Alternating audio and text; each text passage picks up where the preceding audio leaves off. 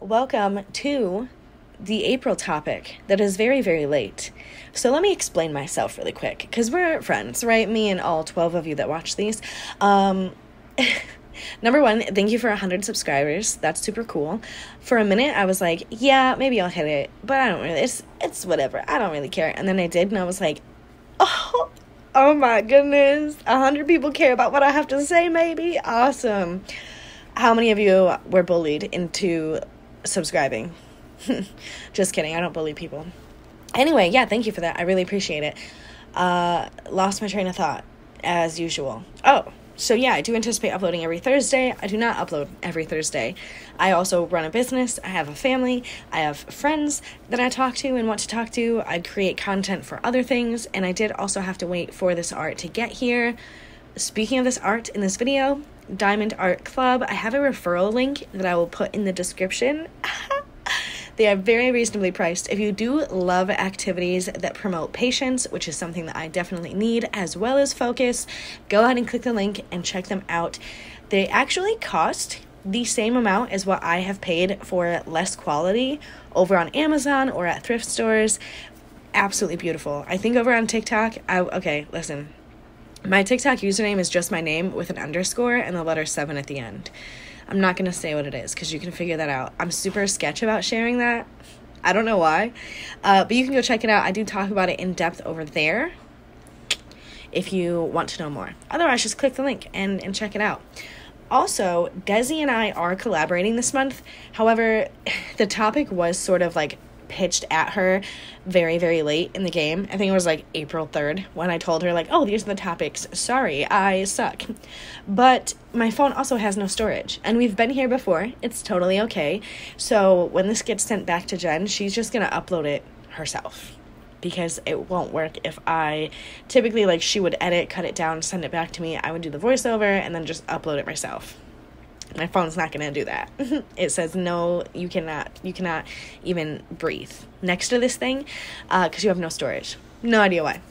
So instead of doing that, where Desi takes the second half, Jen just cut me down to 23 minutes and then saved the rest of the video for Desi to do her voiceover and have her own playlist as well. Let's just get into it, right? I feel like I've talked enough. I do have some sweet red wine. I do not drink often anymore, but when I do, it's sweet red wine. So, yeah, well, let's get into it. Last month, we talked about the school-to-prison pipeline. One distinct finding in all of that was that the United States only holds 5% of the world's population, but we incarcerate 25% of the world's entire incarceration population, which makes the United States the highest rate of incarceration per citizen in the entire world. Before we dive into the history and timeline of the U.S. prison system, let's first look at some facts. Often our viewpoint on prison and criminals is negative. It's more of like a they deserve it type of thinking. It's important to understand the entire criminal justice system is not simple. It's a very multifaceted system that is often subject to a lot of criticism. The reason I say it's not simple is because when counties and states and federal governments release findings, they often do it in either the most complicated verbiage or the most simplified layman's terms. Like, there's no in between. And so when that happens, oftentimes it's easier for them to paint things in a bad image. And so it's not just do crime, go jail, get out jail, go back jail. It's not like that. There also isn't just jail or prison. There are federal, state, local, tribal justice systems, juvenile detention centers, so much more than that in our country. To break that down even further and show the absolute expanse of this conglomerate, can I speak? Listen, I just poured this wine. It's not even like I'm intoxicated. I just can't talk sometimes. Conglomerate, that's the word. And keep in mind, this is just the United States. Types of prisons are very different, especially in Europe. Second highest incarceration rate per 100,000 is Turkey. And I think they have 13 types of prisons. So when I say what I'm about to say, this is just the United States. And I will compare the U.S. prison system in the next video. But In the U.S., now that that's out of the way, there are 1,566 state prisons, 102 federal prisons, 2,850 local jails, 1,510 juvenile facilities, 186 immigration detention facilities, and 82 Indian country jails. This doesn't even include military prisons, civil commitment centers, state psychiatric hospitals, and prisons in the U.S. territories, according to prisonpolicy.org. There's a super powerful graphic from a prison policy initiative that shows a super intense breakdown of these individualized facilities. Since that information is already there and Google is fucking free, I am not going to regurgitate it for you. I feel like if you truly want to change your opinion or even solidify an opinion you already have, but you can't take the time to type in some words into Google or click a link that I'm going to provide for you, then you're not who this video is for. Anyway, as usual, I say that because someone a few videos ago was like, yeah, where's your source? And I said, it's literally in the description, or here's an idea. Google. Safari is free. Firefox is free. All of them are free. So that's why I got a little spicy on that particular topic. But the link for the graphic I just talked about will be in the description below. The goal of this series, and any and all monthly series, is to show the side of things that most of us don't think about, or quite frankly, aren't educated enough on to have a justifiable opinion. I was sent, in December, January, I was sent a bunch of topics. We've only gone through 2 of them, 2.5. And a lot of it was because people said, this is how I feel about this. But I want the facts. Because often when I express how I feel about this, people say, that's just dumb. And so the goal with this, again, is to talk about those things from a fact-based and not an opinion-based viewpoint. The question that we're going to focus on answering throughout this particular series here is, why are there so many people, 1.9 million on average at any one time in the United States, incarcerated, and what can we do to fix that? To answer that, we first have to look at where prison even came from. Since it is a very expansive timeline, we're only going to focus on the big events, but if you want a more in-depth timeline, again, where are you going to look? In the description, like every other source. The first U.S. penitentiary opened in 1790 in Philadelphia. The goal with this institution was to put criminals in there with very limited human interaction and give them time to reflect on their bad behavior. Before bankruptcy laws, you could be jailed for being in debt, and it wasn't until 1833 that the United States actually banned debtors' prisons. So I'm doing math in my head, I'm not good at math. 1790 to 1833 sounds like a really effing long time before they decided to change this. And so I say this because it's like sometimes they don't get it right. And so to think that we would have it right now is absurd, if they can go that long. Similarly, in 1835, Mount Pleasant Female Prison in New York opened, making it the first female prison. But after 30 years, it was shut down for inhumane conditions. In 1865, convict leasing started in the southern states. This meant that people could essentially rent out prisoners for hard work. Primarily black men were targeted for leasing. In 1971, Ruffin versus Commonwealth of Virginia Supreme Court case stripped inmates of their constitutional rights and declared them slaves of the state. In 1907, New York became the first state to adopt a parole program, and we still see some of these practices implemented today. A lot happened between 1907 and 1959, but for time, we are going to skip over those. Again, if you are genuinely interested, you can check out the sources in the description. But it wasn't until 1959 that the medical model of corrections was implemented. But this is really sideways thinking. It was believed that criminal behavior was a disease, and through treatment, it could be cured. This is the closest to the idea of positive reformation, in my opinion, but it really didn't take any, criminogenic things into mind, which I'll talk about in another video. 1971 is when the war on drugs began with President Nixon, which I did shit on heavily in the last month. This saw an increase of incarcerated people go from 50,000 in 1980 to 400,000 in 1997. These were nonviolent drug law offenses too. So remember, more crime wasn't being committed. More criminals were being manufactured through these new laws. If you listen to this and you want to know why I'm not mentioning the Attica Uprising, it's because that honestly deserves its own entire video. The medical model was seen as ineffective because it was being implemented incorrectly and also was really backwards thinking. So the balanced model of corrections came about in 1971 with the Federal Bureau of Prisons. This pushed the focus on punishments, deterrence, incapacitation, and rehabilitation. Those are all very hard words to say. This is what we see today, except the emphasis is still on punishment versus rehabilitation. The era of mass incarceration, which is really what we're going to focus on, began in 1973, with an over 60% increase in incarcerated individuals from 1972 to 2007. That might not seem like much, considering how much time is between 1972 and 2007, but when you consider that in the United States, 1 in 4 inmates will return to prison within 5 years, that number is a constant, and it is obviously much larger over time. I think the current recidivism rate is 76.6% of people released return to incarceration within 1 year or 3 years. It's in the next video. I researched it earlier, so I can't find it right now. 1974 saw prisoners getting access to some of their constitutional rights, and this is why today officers and prison staff cannot open mail from attorney to inmate or vice versa, because this hindered their constitutional right to access of courts. Prisoners' health needs were finally considered in 1976, saying that ignoring medical needs of an inmate was unconstitutional as laid out by the 8th Amendment. So again, it didn't take them too long to figure out that ignoring medical needs is probably a bad thing. And that was /sarcasm. The privatization and therefore for-profit model of prison systems started in 1983. CoreCivic is a for-profit prison and detention center company. Are you seeing a trend in increased prison numbers and why that might be?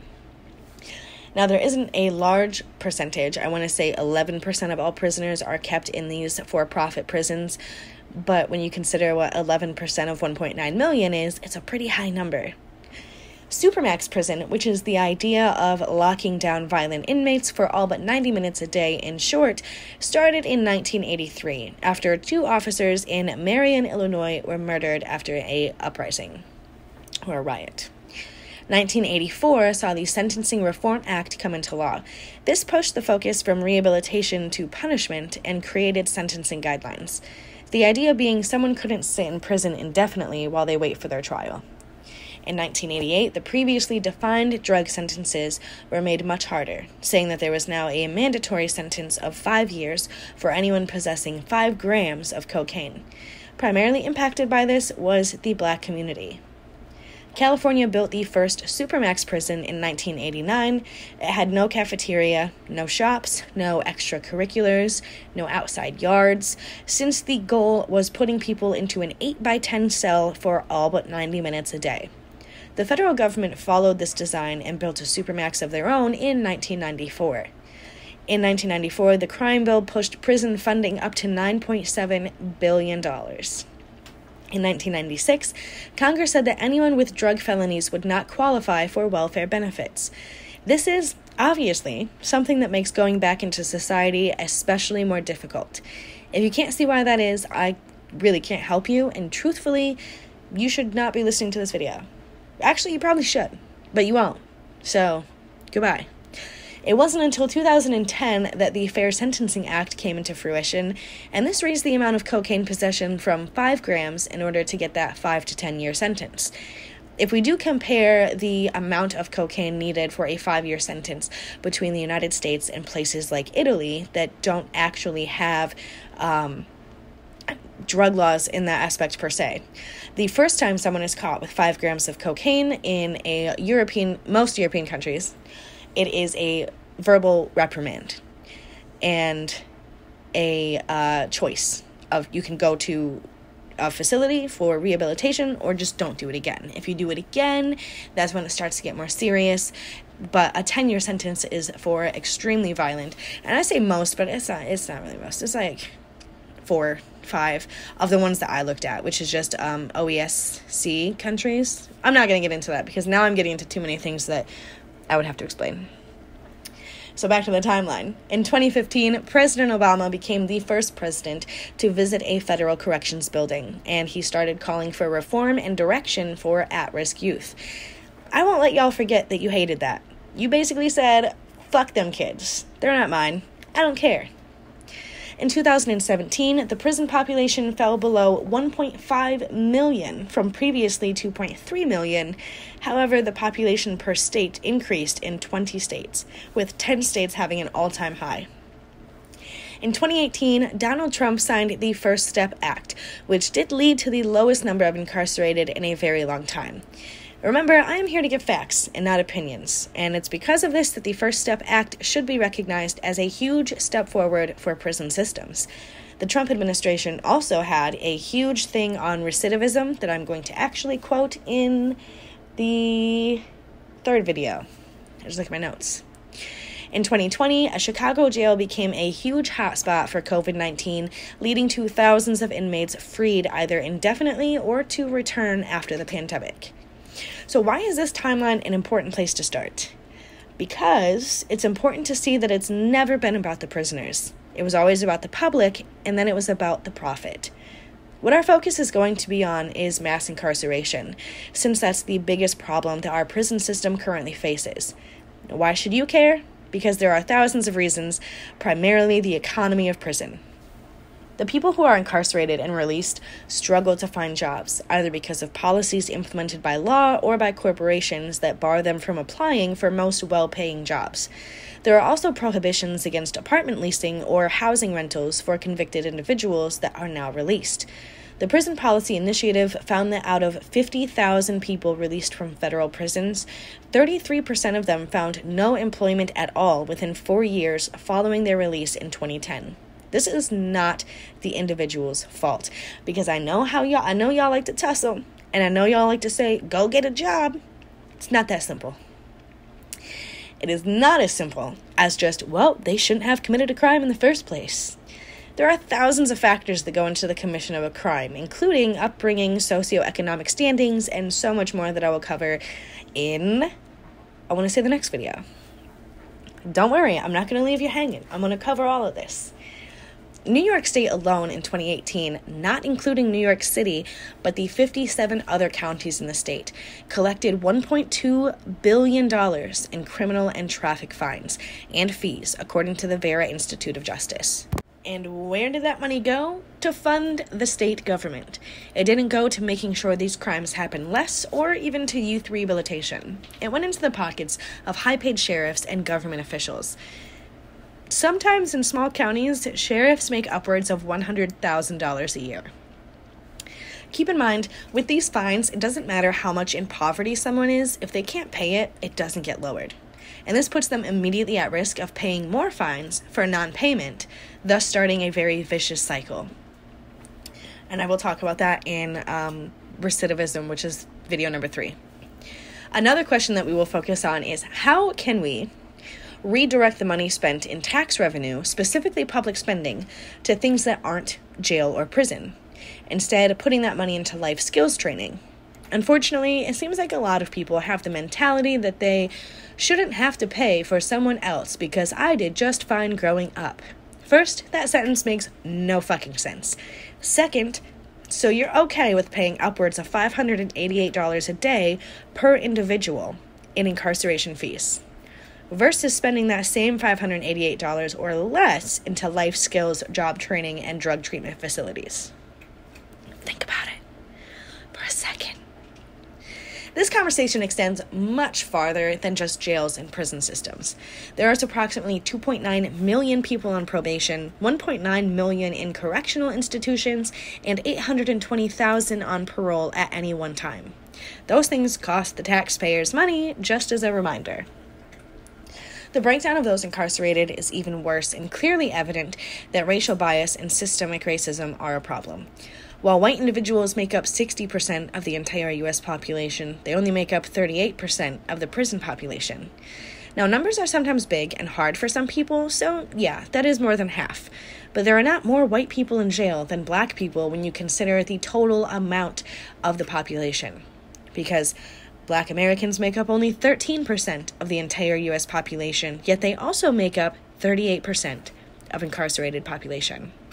So 38% out of 428,350 leaves less free Black Americans than 38% of 1,977,000 white Americans. If you think that everyone in prison deserves to be there, that's honestly your problem. Maybe you've been slighted by an addict, but wouldn't you want them to get help before getting worse?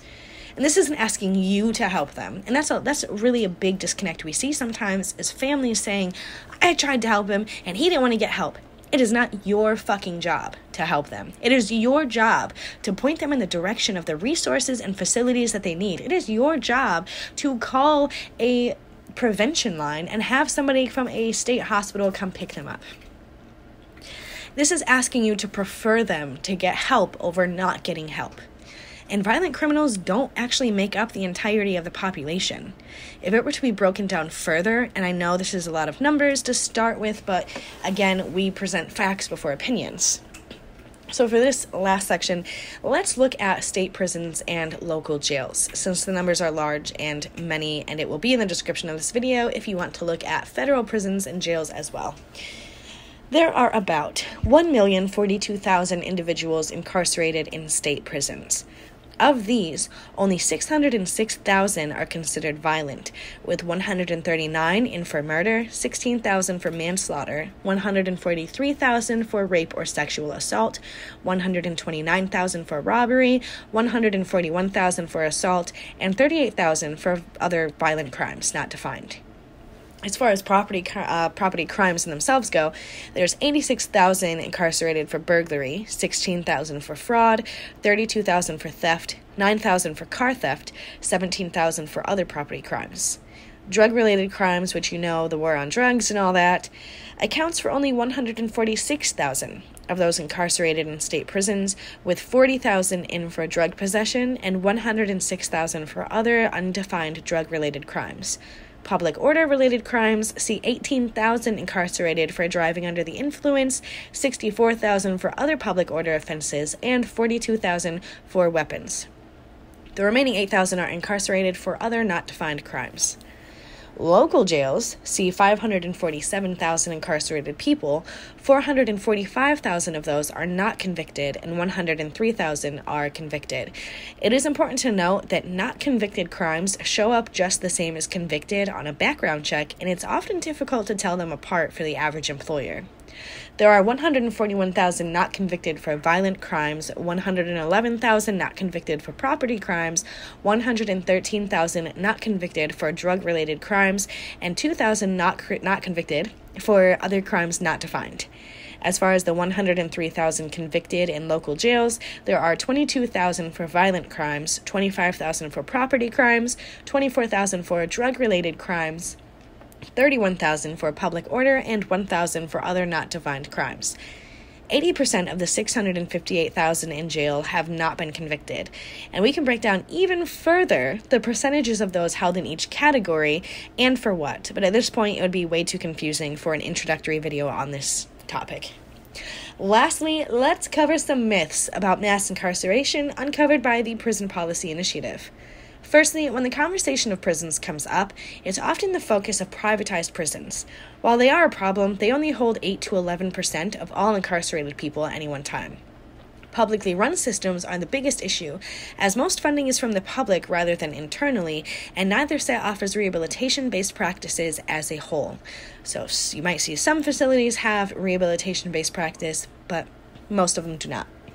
Second myth is that drug-related crimes don't make up the majority of prison-based sentences. In fact, only 1 in 5 people incarcerated have been convicted of drug-related crimes.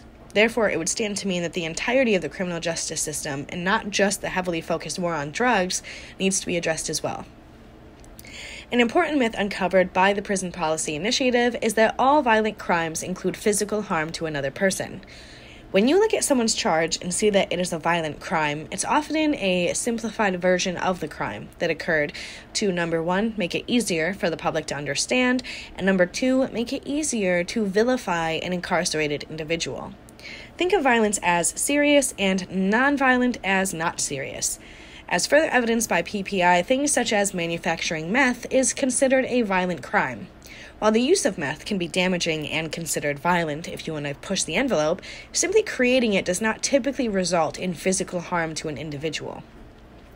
Another myth that is widely believed is that those convicted of sex crimes or violent crimes cannot be rehabilitated and released.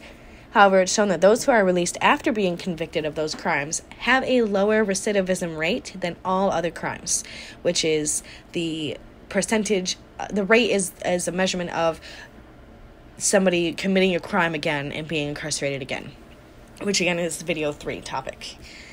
So again, a lot of these opinions and ideas come from personal outlook. Most sex crimes are not as simple as made to be seen in the news or media. They are entirely situational, and they can range from rape to a disagreement between partners. What that comes down to, unless you're the victim of a violent crime, your opinion doesn't actually fucking matter. And I know, it's such a weird topic. It's a weird, thing to say, like, oh, my opinion doesn't matter. Sorry to be the one to tell you that. In fact, victims of violent crime are much more lenient than the general public. 61% prefer shorter sentences while spending more time on preventing crimes and rehabilitation programs. 82% prefer investing more in programs for at-risk youth and crime prevention. 69% prefer holding people accountable through different options, and 52% believe that prison makes people more likely to commit crimes. Another myth that can be shut down with one sentence: jails and prisons are not rehabilitation centers. Instead of sending offenders to jail, money should be funneled into rehabilitative community help.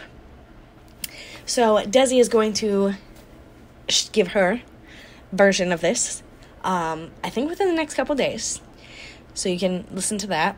In my personal next video, we will talk about how the U.S. prison system compares to a few other countries' prison systems, primarily Russia and Norway.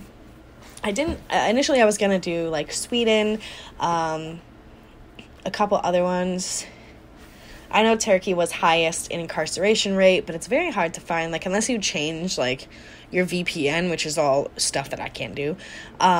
It's hard to find information for other countries because they don't release that information internationally unless it's important and unless they're forced to. So I was going to do all that just to, when I could tell you about Russia and Norway. So, a bonus to this specific series is hopefully I'll get a new cord for my studio mic so that I don't sound like a freaking weirdo. But also, I'm going to highlight the lives of 4 people. So 2 identifying men and 2 identifying women and their life journey that ends in prison or ends in average life. And your job is to see if you can find where things go a little awry. Okay? Is it way before interaction with the criminal justice system, like in childhood, or is it what some of you think, that they just grow up and they make bad choices and they do drugs and they go to jail? I don't know. We'll see. And 2 of these are going to be based on real people that are currently serving life sentences.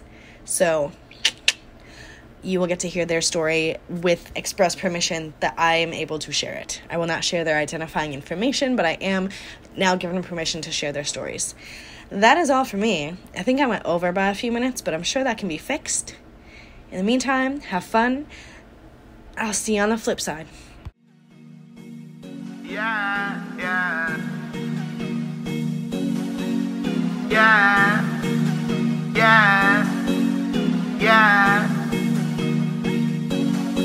Today I woke up with blood on my hands. I guess last night, mama, I killed a man. Today I woke up with blood on my hands. I guess last night, mama, I killed